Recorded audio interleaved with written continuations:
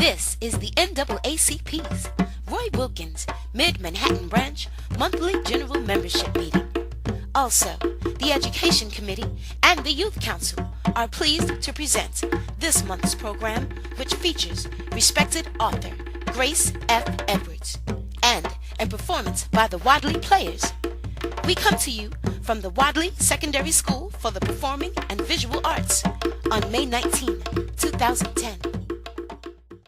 Folks, thank you for coming to our regular general membership meeting for the Mid-Manhattan branch of the NAACP. My name is Gary Anthony Johnson. I'm the first vice president of the Mid-Manhattan branch. And as you're all aware, we're here at Wadleigh School as we're continuing our efforts to get out more into the community and continue our advocacy work and exposure of the work that we're doing to people who don't necessarily come to the branch, and see what else is going on in the world outside of 96th Street. So our president, Jeffrey Eaton, is not here as yet, so I will get this thing going because there are more events that have to take place this evening. There is a play that will be performed in the library after this, and there'll be an introduction to that later on. And we have a well-respected author with us who will be introduced in a little bit. But I just want to get us going with our committee reports and the normal business of the organization so that we can proceed in a timely manner. So I think we'll just continue. So let's go through the committees.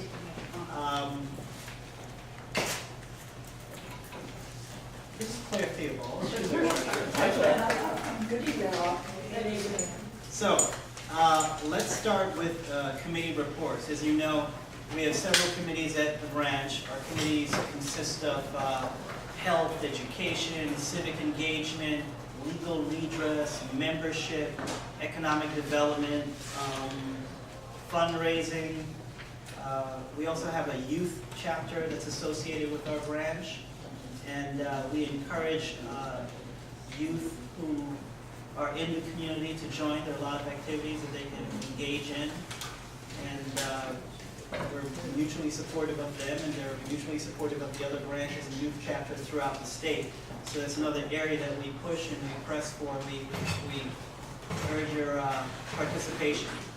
So, housing.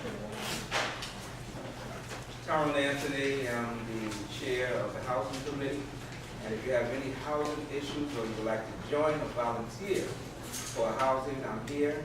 And in the report of the housing, I wanted to talk to some people about, and that is that what we're trying to do is basically connect to other organizations in regard of housing. Niger just got $23 million for some things in Niger housing. Some of it is for vouchers, some of it is not for vouchers. There also, I want to alert you that there will be a rent hike, which is at Union Cooper this year. So those who have rent stabilization or whatever they own, be aware that there will be a testimony for the rent hike. Now we know how it works sometimes, that sometimes they already pass it, they don't pass it. But your support, if you don't want a rent hike, those who don't want one, should testimony down at Cooper Union Square on June 17th. June 17th would be the day. So if you want to write to them, Union Cooper Square, you can talk to me, and I have the address. Or if you want a testimony, I have the address. So they already had a hearing, but it looked good so far. I went to the hearing, and it looked good that across the board there wasn't no raises yet. But by the time June 17th comes, it will. Thank you. Membership, Dr. Seals.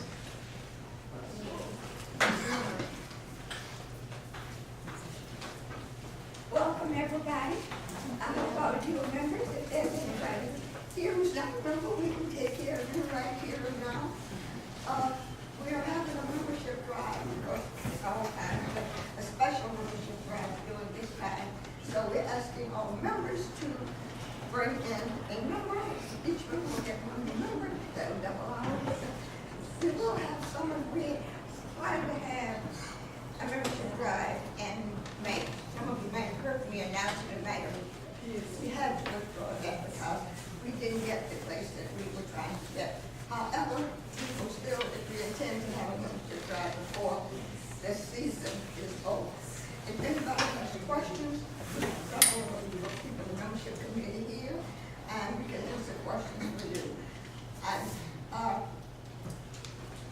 asking each member to bring in a membership, as I said before. At every membership meeting, we have the applications, we also have other information about the NAACP. And we became new this time. We go back to the 96, we go too far, we'll come to 96, so we're over here. Are there any questions about that? If you do have questions, I'll be seeing you.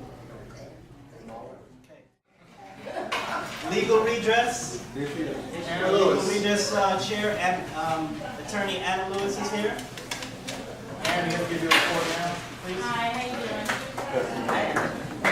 Sorry, I'm a little late, but I'm doing some legal redress. So what? Sorry.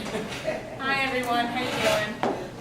We had a wonderful meeting last month. It was our Criminal Justice Forum where we had representatives from the FBI, the CIA, District Attorney's Office, the Sheriff's Office, the U.S. Marshal's Office. It was a really wonderfully attended meeting, and I hope all of you were there because I think everyone got a lot out of it. Just want you to know that we're not ending it there. We're going to try and continue the dialogue with these agencies and hopefully have some sort of mentoring program or get them to continue to work with the NAACP because they were very excited about it. You should all know this was really the first branch of the state to do something like this, and we owe a great deal of thanks to Beverly Wheeler, who really was the person who got behind getting this program done. And I think it was really terrific. Our next Legal Redress Criminal Justice Committee meeting is next Wednesday at 6:30 at the branch.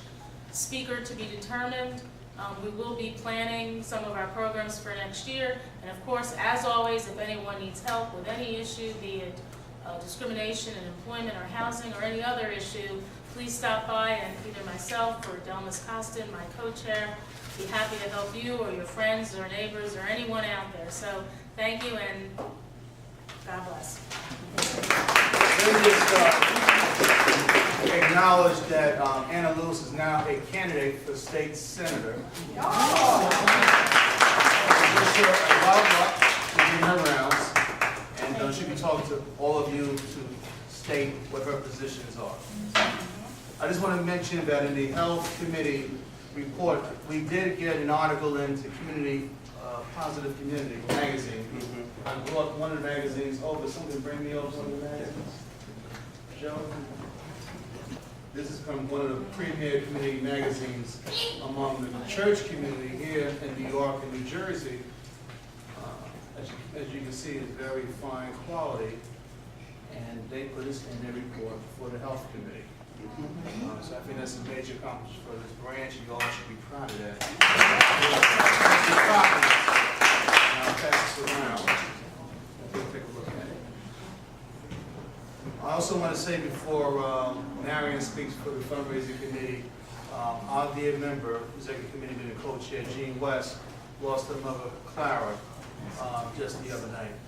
And so she is right now dealing with making those arrangements. I spoke to her this morning. It looks like it's going to be Venter's funeral home for Monday from 4 to 8. And I think she may consider doing everything at Venter's, so probably Tuesday morning. But she will give me a definite time tomorrow as they figure out what the bridge is going to be. She's not sure if she wanted to go to the church, but I would suspect that she'll do everything at one stop. This has been a tremendous strain for her. Her mother lived a long age of 98. And I want to make a motion to the floor to send flowers to Jean West on behalf of her mother, Clara. All in favor? Aye. Any opposed, any abstentions? Motion carries, so we'll get that done. And I'll ask Marion if she'd like to speak for the fundraising committee on behalf of Jean West. By the way, Jean West's mother was a medical branch. Yes, she was. Okay. One of the longest members. Okay. I'm no longer fundraising chair, but I'm still on the committee. Our new chair is Kendall Lee, who's not here.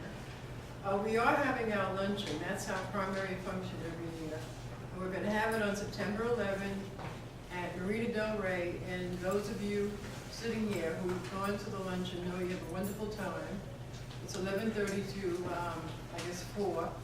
And we have 6 honorees, and we're honoring Billie Holiday this year.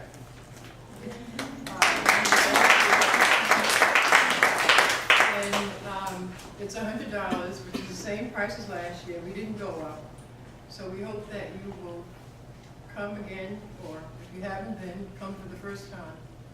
And the other thing that we're doing is we have a raffle where Jean usually handles that. I don't know, do we have any raffle tickets or anything for that? She was going to reach out. Yeah, she was gonna bring it.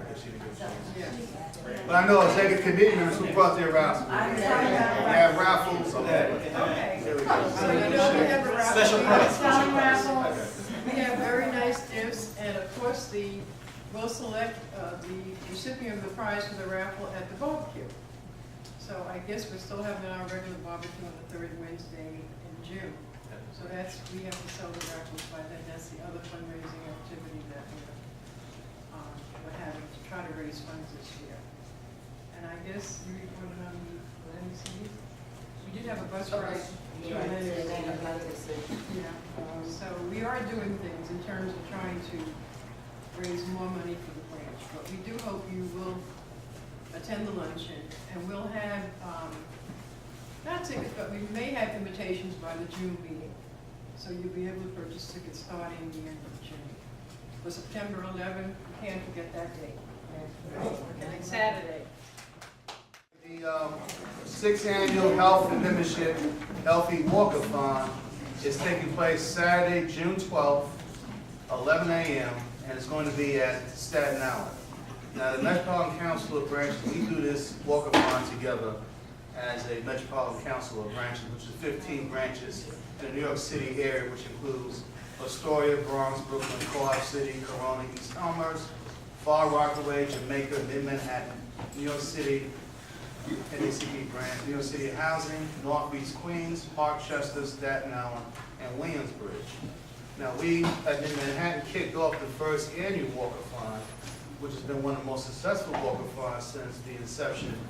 And this is a national walkathon that's done throughout the country and throughout the states. Every branch and every conference is doing this walkathon on June 12th. If you're not able to march, we're asking for people to become sponsors. So we have sponsor forms. You can donate at least $5 or even $1 or $2 to become a sponsor. And this money goes to helping with our state conference office. National convention. The national convention. The state convention in October. The U.S. State Convention in October, which costs money. Is a problem these days. So every little bit helps. So if you're not able to walk and participate in Staten Island, we're asking if you can just take a collection of, as you do another walkathon, here's the slip, and see Claire after. Okay, we're going to table education. That's going to be the event. And economic development, Mr. Johnson. Okay, again, good evening. Economic Development Committee met for the first time last night in my office, and the committee members came up with some really good ideas, subject to approval by the executive board. What we'd like to do is, hopefully next fall, maybe in October, we'd like to have a workshop / summit on personal finance, women and personal finance. And we chose women in particular because oftentimes women are the cornerstone of our community in many respects. And so it's important for us to do things that'll help to educate on credit scores, FICA, wills and estates, and things like that.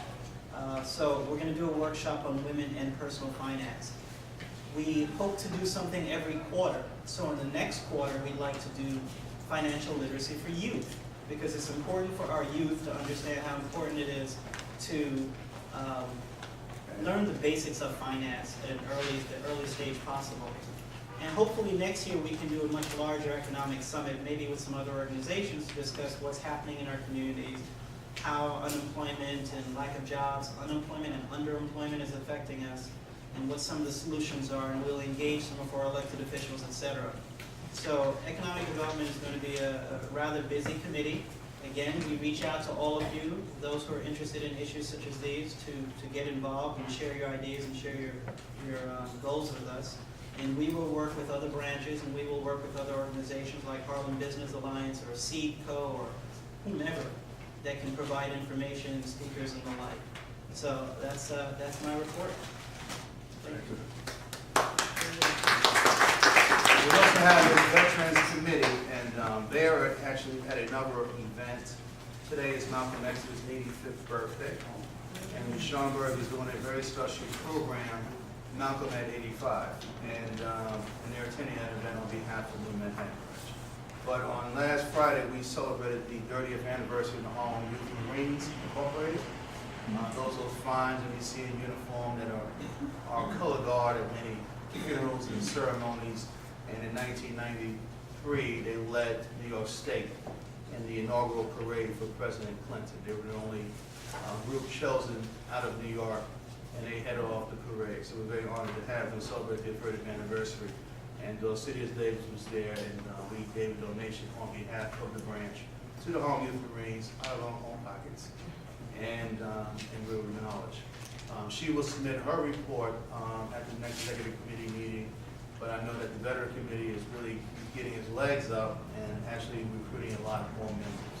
And we've also engaged the Harlem Youth Marines to be part of our youth council, so I'll be talking to Samora and the other advisor. Any youth advisors here?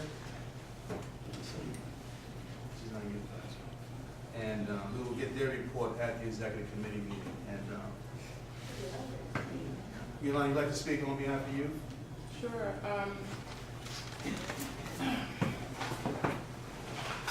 May 1st, the Youth Council met in an attempt to have their election. However, they have a quorum, so in order to have an election, we need all of our members to be there. So basically, what's going to happen is you will wait for National to give the new deadline for the election. They're going to have the election, but they did have an event on the 1st. They had a party. I think they raised like $355 for the youth account, and we represented in NAACP by one of the youth council members, and some more labor, of course, who's an awesome young man. So we're looking forward to working with Claire to help facilitate the next election. And so in this transition period, someone is going to be taking over the youth council. So hopefully they'll have election. And we're looking at no later than June 15th. Right, June 15th. That was the deadline that Karen finally gave us. You have to have election by June 15th because of the national convention. So Right. if you don't get news from national about a designated Right. date, you should plan ahead, and Yolanda pass the information on to Sonora, that they should plan for an election on the 15th or prior to the 15th, if you don't get a definitive date from national. Okay. I also have membership cards for members who submitted their application from Wadleigh at the Wadleigh School. So if Harry Wortham is here, I can give her the membership card. So maybe I can give it to you, Deborah. Yeah, these are the cards for members. I'll give it to you. Thank you. Moving forward, we have some business to take here before we adjourn, and that's the National Convention. We have 8 delegates we are allotted because of our membership. And membership is up. Thank you, Dottie Seals, for your work. We are gaining in memberships. We are getting good. Maybe at 9 delegates, I know we're at 8. So, as the Constitution states, we need to take acknowledgement from the floor. Anybody who wants to be a delegate or attend the convention as a delegate. The convention is going to be in Kansas City, Missouri. The dates are July 10th through the 15th. We are going to try to work out where we pay for the registration fee, but everything else is going to have to come out of your own personal pockets. You just don't have the money this year to foot the bill for hotels and purchasing of the tickets for the different events that are going on. And the deadlines are coming up shortly. So if anyone's interested in being a delegate at the convention, knowing that you're going to have to pay your way, please raise your hand. Raise your hand. Anyone else? Any youth? You're not a youth. No, Keep your hand up so Craig can take your number. So the 5 people who are going to together.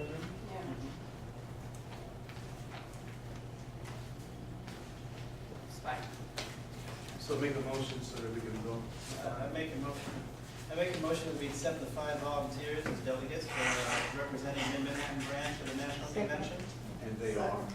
The 5 prospective delegates are Sandra May-Flowers, Sandra May-Flowers, Joe Mendez, Joe Mendez, Yolanda Payne, Yolanda Payne, Jeffrey Dean, Jeffrey Egan, and Claire Theobald. Claire Theobald.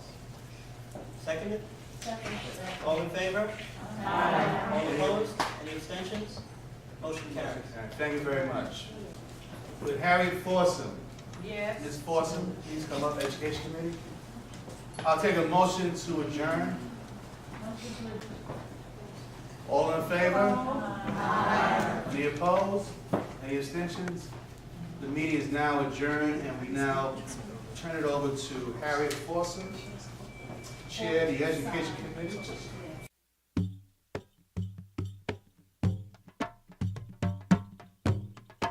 I know this is a bit nostalgic if you have not been in a school setting in a long time.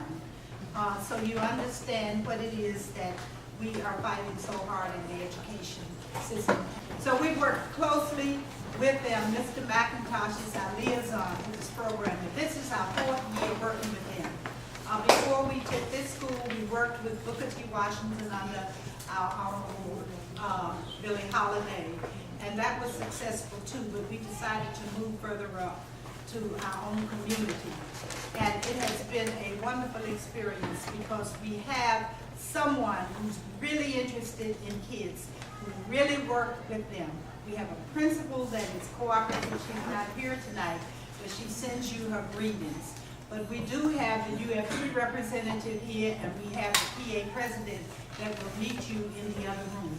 We know it's a tight squeeze, but we try to set it up so that you would be as comfortable as possible.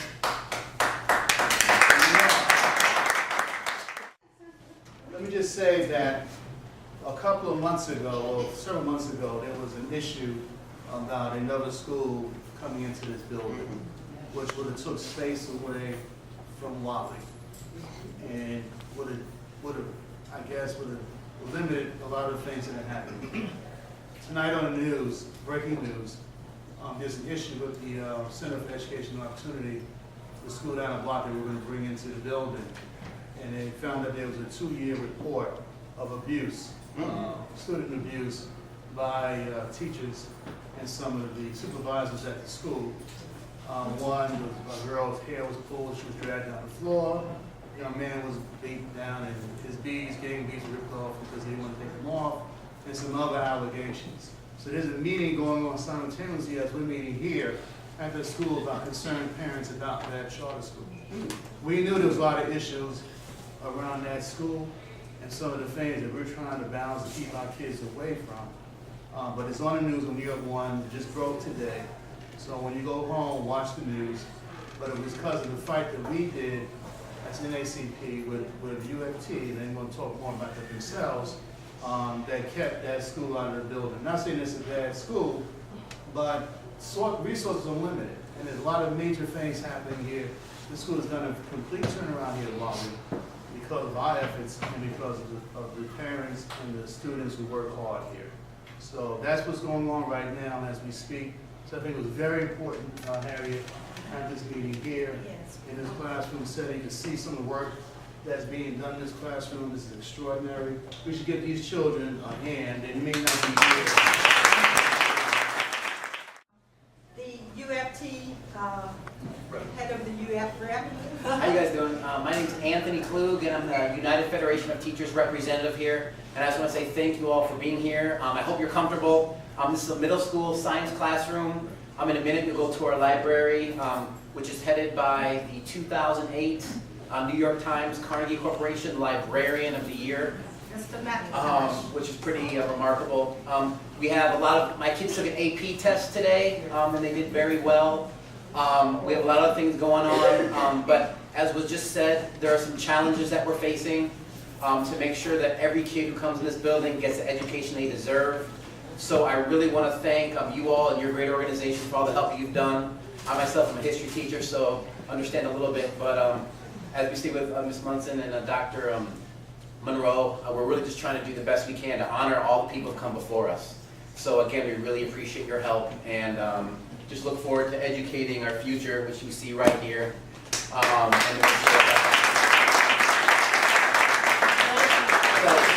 thank you on behalf of all the teachers here. I really appreciate you being here, and I hope you're comfortable here in this room. And I'm sorry if you're not. Thanks. We had to move the auditorium, they booked it for 2 different things, so we were pushed up here, but it's okay. So apologies. It's fine.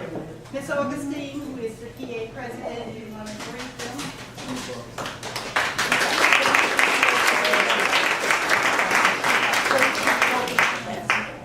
Good evening, ladies and gentlemen.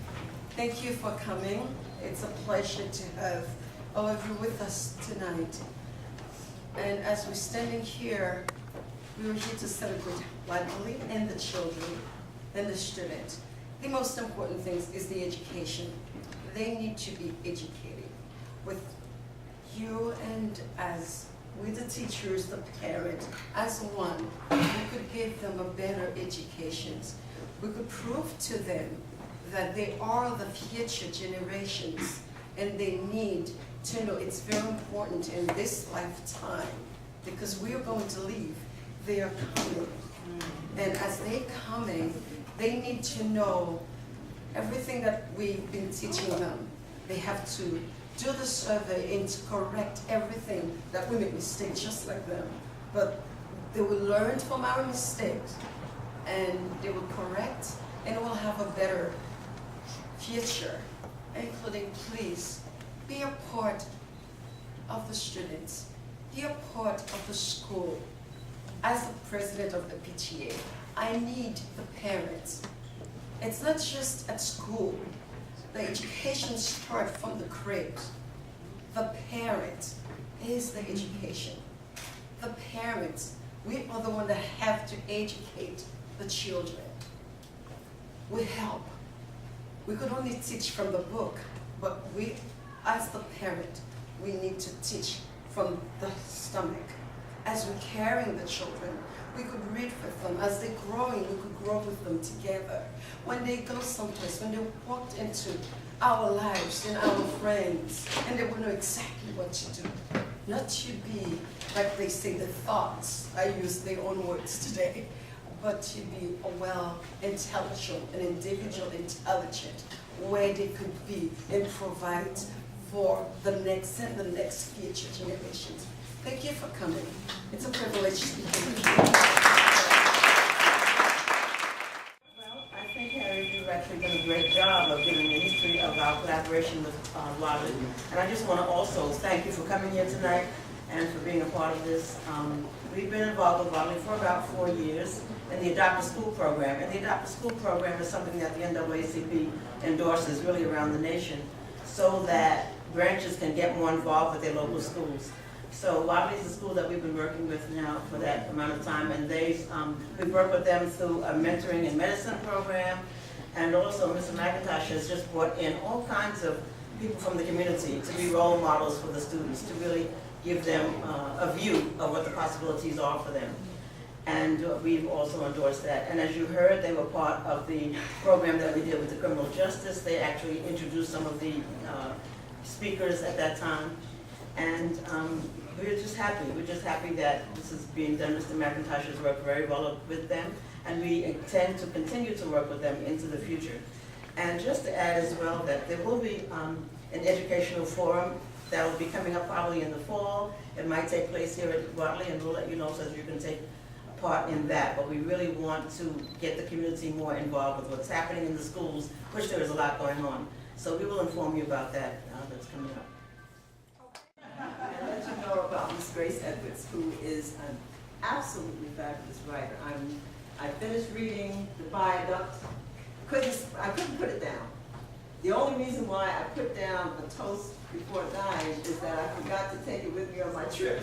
But I'm halfway through A Toast Before Dying, and I'm loving it. This lady can bring you back to Harlem and all of the places that were very famous in Harlem years ago. She's a dynamite writer. She was brought up in Harlem and currently lives in Brooklyn. She has a master's degree in creative writing from the City University of New York, and she's twice received an award from the New York Foundation for the Arts in creative writing. She's reviewed books for the Los Angeles Times, Washington Post, and has taught creative writing at Hofstra University and the College of New Rochelle. She was a writer in residence at the Writer's Voice in Manhattan and an instructor for 4 years. She's the author of 6 novels and currently teaches fiction writing at Marymount Manhattan College. In the Shadow of the Peacock, which was done in 1988, one of the few works of fiction by an African American published by McGraw-Hill in its 106th year history, and it was recently reissued by the Harlem Writers Guild Press. If I Should Die, which was done by Doubleday in 1997, was nominated for a McAvey Award and an Anthony Award, and was selected by Amazon.com as one of the top 10 mystery books of 1997. I mean, this lady cooks. Mostly Mystery, a national magazine, also selected the book as one of the 10 best published in 1997. Her books are, and I'd love for you to all run out and get them, A Toast Before Dying, which received an honors award from the Black Caucus of the American Library Associations. The next book is No Time to Die by Doubleday, Do or Die by Doubleday, and The Viper. She's just completed a suspense titled The Blind Alley.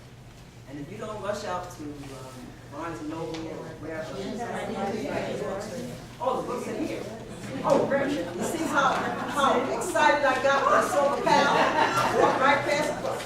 So here they are. Don't leave this table with any of these books on you. You gotta buy these books. So I want to Good evening, everyone. My name is I'm a Wadleigh graduate, class of 1951. And I tell you, I love coming back here to the school. It really brings back a lot of memories. And Mr. McIntosh reminds me every chance he gets, and I'm just glad to be here. I was born and raised in Harlem Hospital, and so I write about what I know. The Molly Anderson series, I don't know if any of you read any of the Molly Anderson series. Oh, features a young black female sleuth on the order of Walter Mosley's character. She's not a detective, she's not a private eye. She's an ordinary citizen who gets drawn into these situations, trying to help out a friend or whatever. But she finds herself in hot water, and the whole idea is how does she figure her way out of these situations. Now, Viaduct, which is a standalone, it's a Harlem thriller. It's not about Marlene, but it's about a young Vietnam vet whose baby has been kidnapped from Harlem Hospital. And it's a race against time for him to find his baby.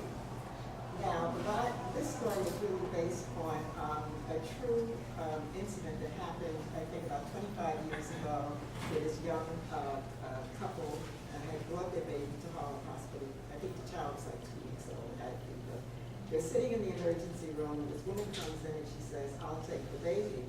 So, thinking that this woman is a nurse, they gave the baby to this woman. The woman goes through and she disappears, never to be seen again. The Daily News and the New York Times did a follow-up about 3 years ago. They interviewed the mother and the father, and they're still devastated over this loss. So I chose to write about that, but fiction being what it is, and the writer has control over the ending, it's a decidedly different ending. So that's all I have to say right now. Because I know we're all going next door, but the books are there. I'll be glad to sign them. I have hardcovers. Okay. So we're going to adjourn to the program at hand. Thank you all for being patient.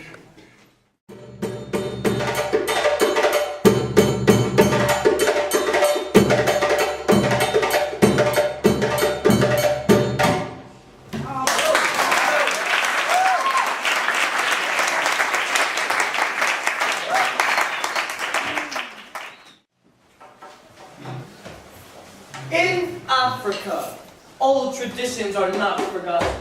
Why, even today, in the Ashanti villages at night, children still gather to hear stories of justice and injustices, or funny tales that make them laugh. Many tales are about the spider person called Waku and Nancy. She is the shrewdest, and at the same time, the most stupid of all creatures. Sometimes a hero, sometimes a scoundrel. Spider stories tell how small, defenseless men or animals outwit others in order to succeed against great odds. These stories travel across the Atlantic Ocean in the cruel ships that brought slaves to the Americas. You will hear many African words in this story. If you listen carefully, you can understand what they mean by how they sound. At times, words and phrases are repeated. Africans repeat words to make them sound stronger. For example, so small, so small, so small means very, very, very small. We do not really mean what we are about to say is true.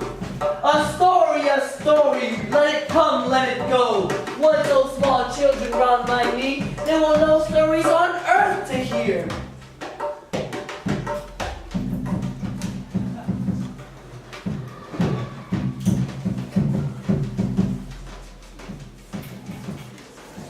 Tell us a story, Anansi. Please tell us a story. Why won't you tell us a story, Anansi? Come on, please tell us a story. Tell us. No, children, there are no stories. No stories at all. They're with the Sky God. Yes, all stories belong to Yami, the Sky God. He kept them in a golden box next to the royal stool. Anansi wanted to purchase the stories for herself, so she began to spin a web up to the sky. Spin a web up to the sky. Think of it. Anansi is bold indeed. Anansi wants the stories all for herself.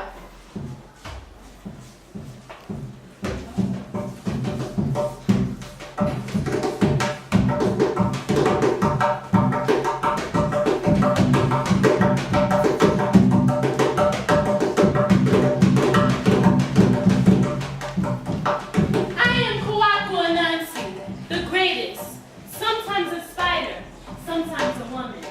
To trick, I grow tiny. To escape, I grow tall. I'm Kawaku Anansi, the greatest of them all. And so Anansi begins to spin a web up to the sky.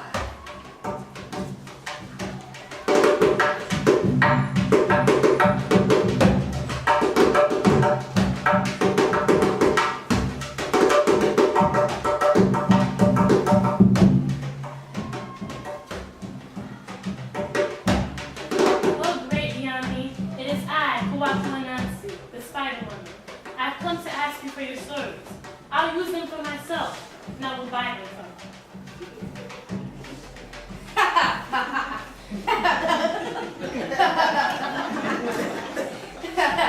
I am willing to sell my stories, but the price is high.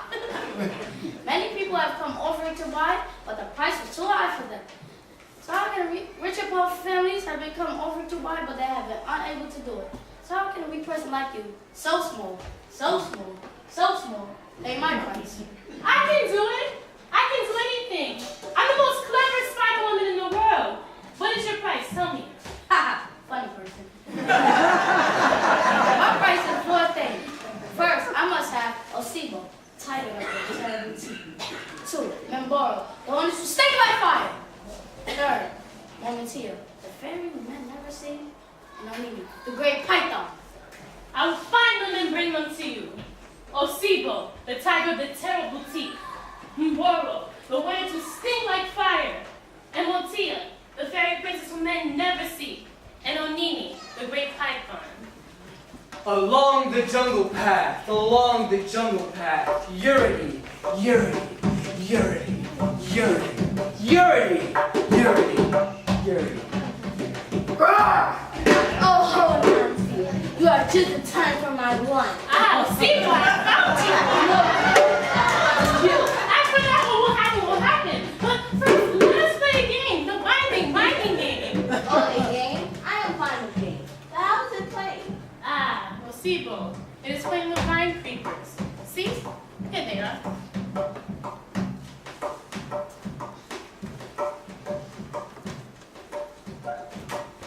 bind you by your feet, and then I will untie you, and then you can tie me up. When I tie her up, I will eat her. You shall see. You shall see. Very well then, I will play and find the games. I'll bind you now with the vine creepers.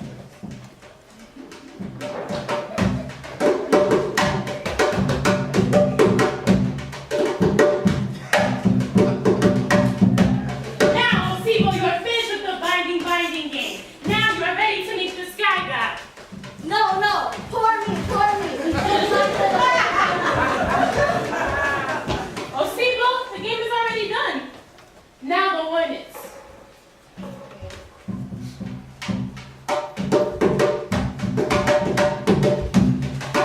Yuri. Sora. A Nazi crept through the tall grass until she came upon the nest of Momboro, the hornets who sting like fire.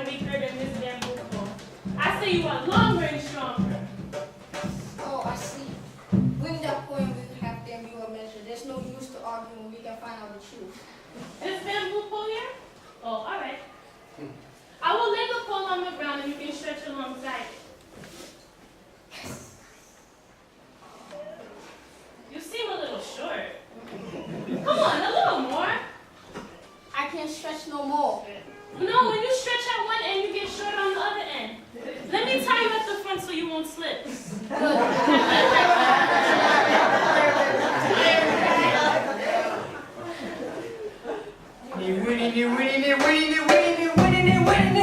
Ha! Now, it turns out, Omini, that my friend was right. You are shorter than this bamboo pole, and weaker. My opinion wasn't right as my friends, but now you are even more foolish because you're my prisoner.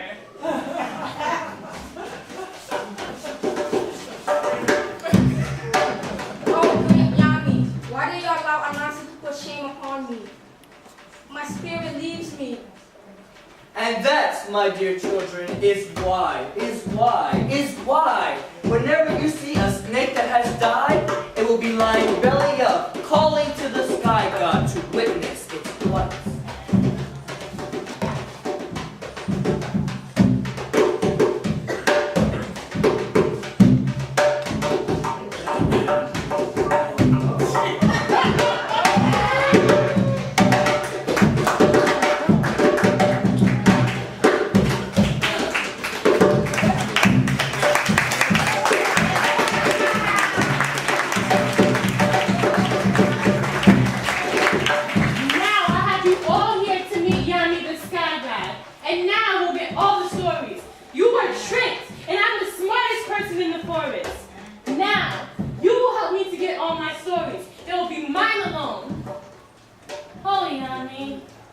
Here's the price you asked for. Osibo, the tiger of the terrible teeth. Mboro, the one to sting like fire. Omini, the great python. And Emotia, the fairy who men never see. I have paid the price. Gather together, all the court. Hear me. Announcer, the spider person, has paid my price and have asked for my stories. Great warriors and chiefs have tried, but they have unable to do it. And you, announcer, have been clever enough to do it, and therefore I will give you my stories. From this day and go forever, whenever a man tells a story, he must say it's a Nazi's tale.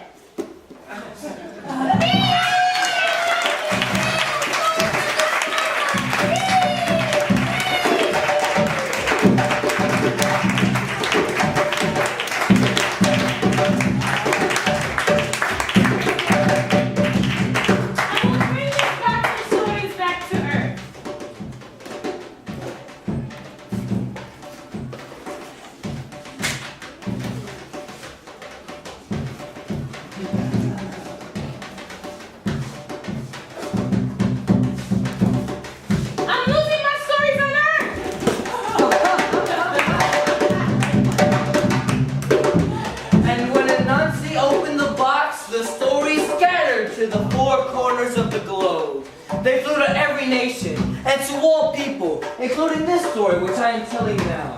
This has been my story. If it be sweet or if it not be sweet, take it somewhere else and let some come back to me.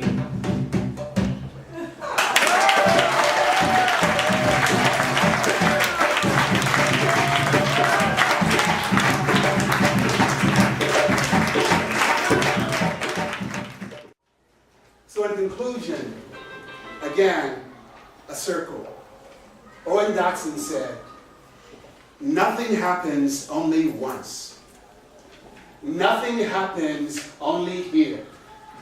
Every love that lies asleep wakes today another year. Why we sailed and how we prosper will be lived and sung again. All the lands repeat themselves, shore for shore, and men for men. And least of all, my brothers here, Brother Sekou and company.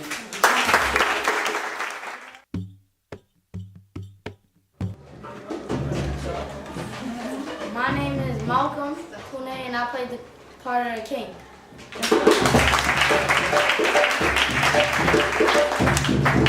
Hi, my name is Gabrielle Augustine, and I played the part of Anansi, the Spider Woman.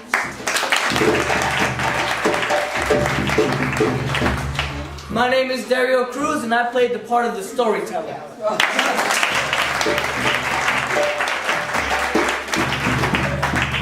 Hello, my name is Samin, and I played the part of the pen The python.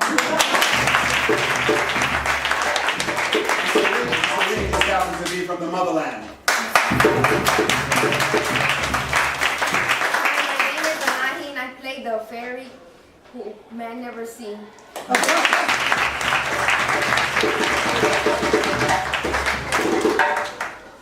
My name is Deja and I play the children and the hornet.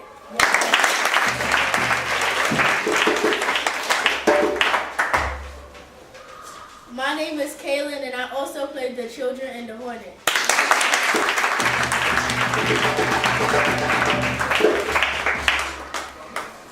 My name is Davina and I played Osiba of the Tigers.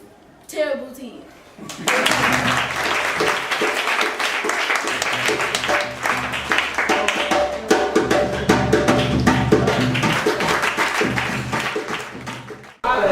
My name is Malcolm Kune. I'm 12. Well, I played the part of Yami the King in Africa, and I had stories that Anasa wanted. So she wanted to buy them from me, but she had to pay a certain price. She had to give me 4 things. Well, what was the tiger, the hornets, Momatia, and Onini. So yeah, that's what I did tonight. To see my family here, my mom, my niece, and my father watching me. So I did really enjoy myself today. Hi, Mom. Hi, Kanasi. My name is Davina Allen. I played the part of Osibo, the tiger of terrible teeth. It was fun. It was a very interesting event. I learned that to get something, you have to do something. You can't always get. You have to give. Thank you, Mommy. Dario Cruz. I want to be a professional, actually. Yes, and I have gone around performing with some very awesome directors, and they were just wanted to work with. Oh, I love it so much, so very much. I get to be passionate. I get to connect with the audience. It's just I get to reach out and hug them, and then get everyone involved. It's really awesome. What I learned from the play, a lot about our ancestors in the Ashanti villages who used to gather around campfires, and they used to tell these stories, and they used to just communicate and talk about how small defenseless animals would outwit others. It was very witty, the whole play. It was all about thinking, clever, change your mindset up. It was very, very informing. I'm Gabrielle Augustine and I'm 17 years old. My role in the play was Anansi, the Spider Woman. She's supposed to be the devious Spider Woman that tricks everybody just so she can get her stories, but then at the end, payback comes back and she loses them. I wanted to be an actress, among many other things, but acting is like one of the main things. I wanted to do it since I was little, and watching all these inspiring movies with, you know, Halle Berry, Denzel, and all those, it just made me feel like, you know, I could do that too. Hi, my name is Anahi Tapia and I'm 16 years old. I was Motia, the fairy whom men never see, and I was the fairy that got tricked by Anansa, and it was a great performance we made. The play was basically about our ancestors, and it was like a folk tale said by our ancestors, and it was just to show a story. I plan to do more acting. My name is Penda and I'm 8 years old. I learned that the Nazi story was really great, and I really got to know the cast. Marian Anderson, born in Philadelphia. Just take a look at the beautiful voice of Marian Anderson. She sang all over the world. Marian Anderson, always the best. She has the talent, she has the voice, she has the diction. Marian Anderson died in 1980. Her father died when she was only 13. Marian Anderson, Marian Anderson, Marian Anderson. All join hands, let us sing. Let the bells of freedom ring. We must love each other to survive. Let us keep his dream alive. We can learn from the past, then we'll all be free at last. We must love each other to survive. Let us keep a dream alive.